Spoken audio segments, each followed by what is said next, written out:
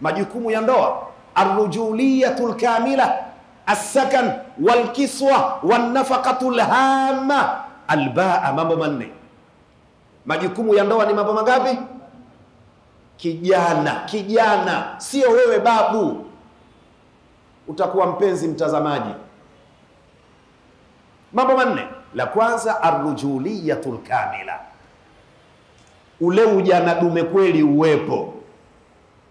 Wanawaambia watu, alfitnatu idha namat la tuqidhuha, fitna zikilala usiziamshe. Kama rujulia huna, mipango haiko sawa, Waarabu wanaita al-inninu, Jumapili ya mvua.